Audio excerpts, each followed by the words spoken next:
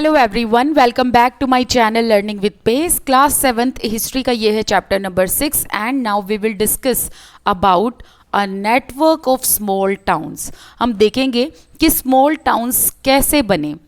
From the 8th century onwards, the subcontinent was dotted with several small towns. These probably emerged from large villages.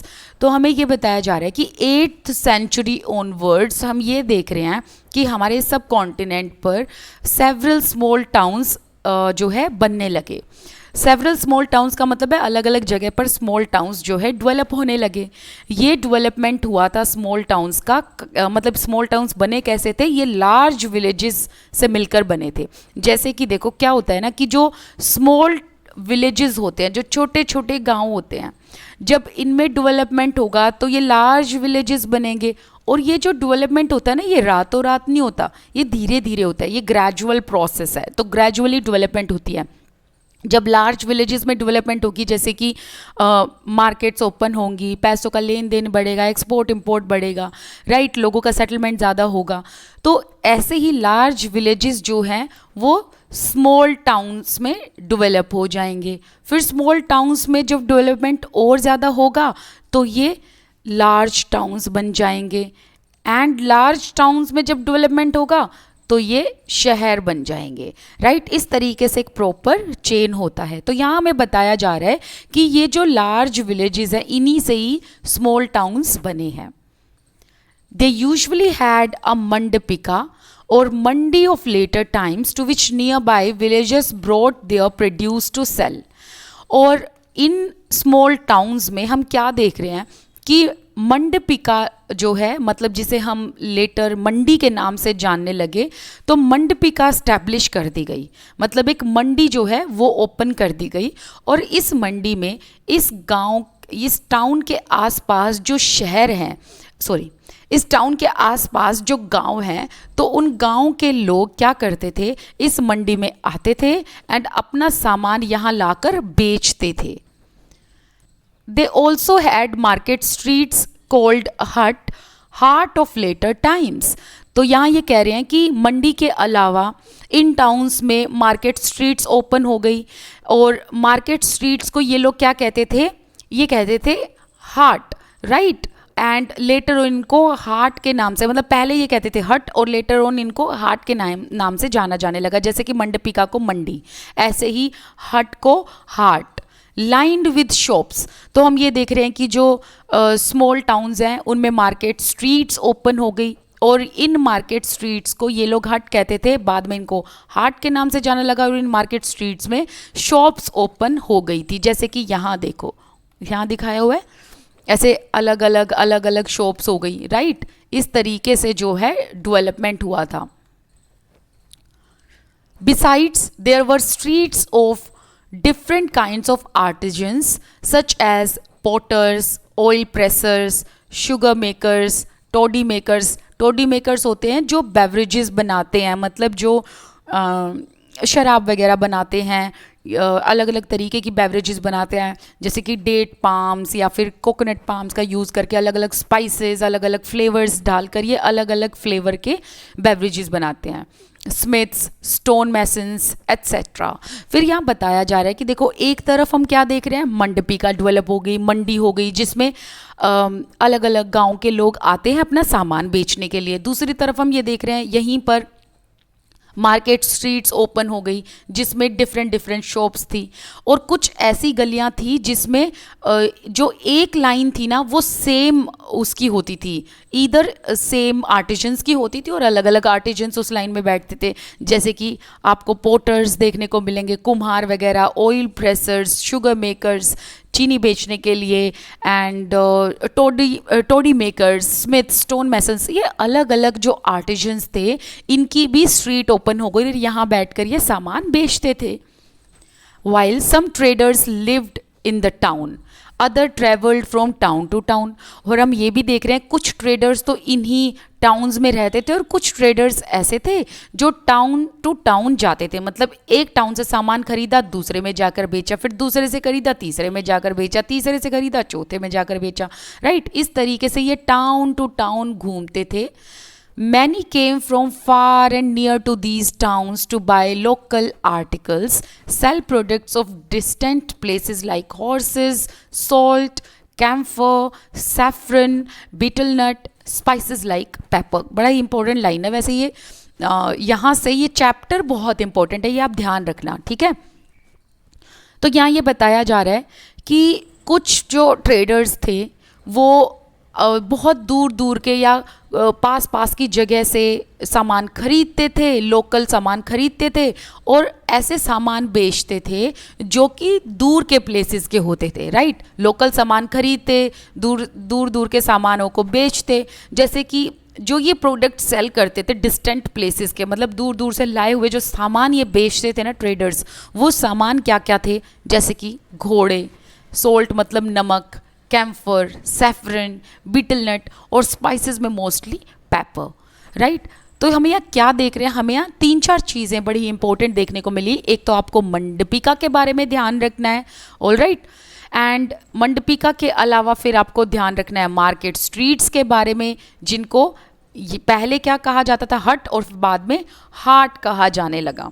फिर आपको ध्यान रखना है कि अलग अलग आर्टिजन्स की जो स्ट्रीट्स थी वो भी ओपन हो गई, ये आर्टिजन्स भी यहाँ बैठकर सामान बेचते थे। तो आपको पता होना चाहिए कि कौन कौन थे ये, जिसमें आपको टोडी मेकर्स के बारे में ज़रूर पता होना चाहिए।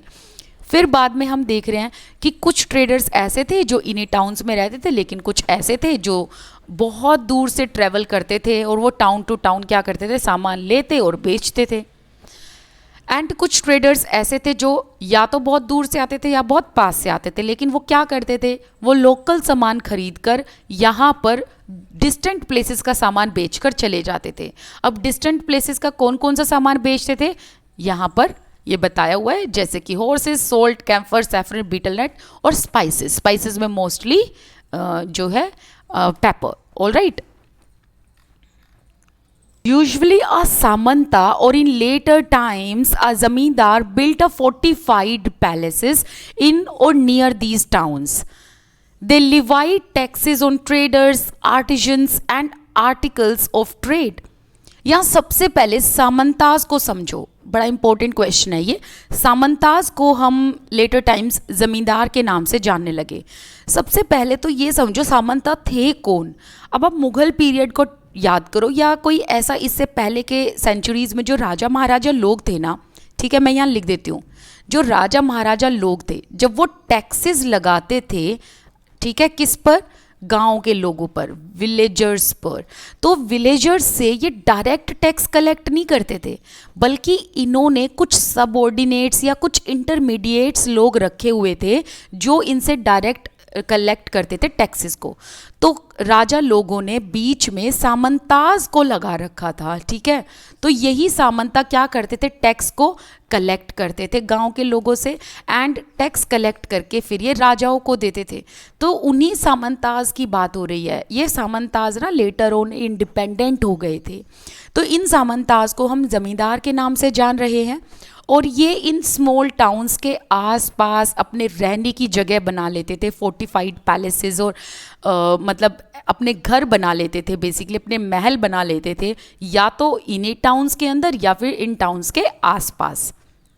और फिर ये क्या करते थे, ये इन सभी ट्रेडर्स पर, आर्टिजन्स पर, या इनके जो बनाए हुए आर्टिकल्स हैं उन पर टैक्स लगाते थे, and sometimes donated the right to collect these taxes to local temples.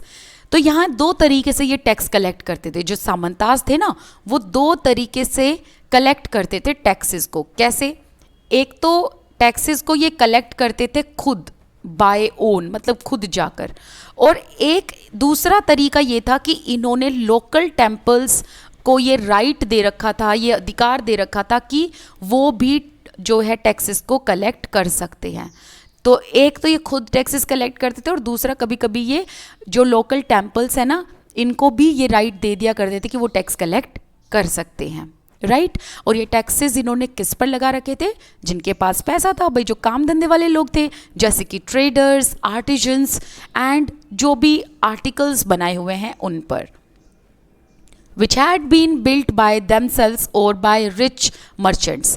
अब एक चीज़ और आती है, जो ये दो तरीके से टैक्सेस कलेक्ट करते थे, एक तो खुद हो गए और एक दूसरा इन्होंने लोकल टेम्पल्स को अथॉरिटी दे रखी थी। ये जो लोकल टेम्पल्स थे या तो इन्होंने ये खुद बनवाए हुए होते थे या फिर ये किसी रिच मर्चेंट्स के बनाए हुए होते थे। These rites were recorded in inscriptions that have survived to this day। और इन्होंने ये सभी जो राइट्स हैं, जैसे कि जो इन्होंने लोकल टेम्पल्स को अधिकार दिए हुए थे टैक्सेस कलेक्ट करने के, और जो टैक्स कलेक्ट किया जाता था वो सब रिकॉर्ड किया जाता था इंस्क्रिप्शंस में, और आज के टाइम पर भी ये इंस्क्रिप्शंस सर्वाइव करते हैं।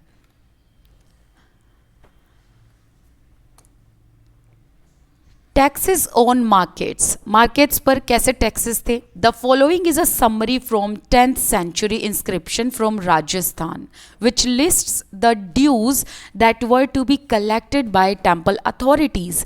तो हम यहाँ देख रहे हैं कि राजस्थान से, जैसे कि अगर हम 10th century की बात करें तो किस तरीके से टैक्सेस को कलेक्ट किया जाता था, और आगे बताया हुआ है कि जो टेम्पल अथॉरिटीज़ थी, और ये टेम्पल किसने बनवाए हुए होते थे, या तो इन रिच मर्चेंट्स ने या फिर जो सामंताज हैं उन्होंने बनवाए हुए होते थे।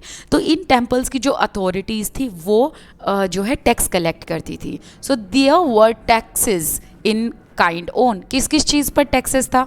Sugar, jaggery, dyes, thread, cotton, on coconuts, salt, areca nuts, butter, sesame oil, on cloth. Besides there were taxes on traders, traders पर भी टैक्सेस थे।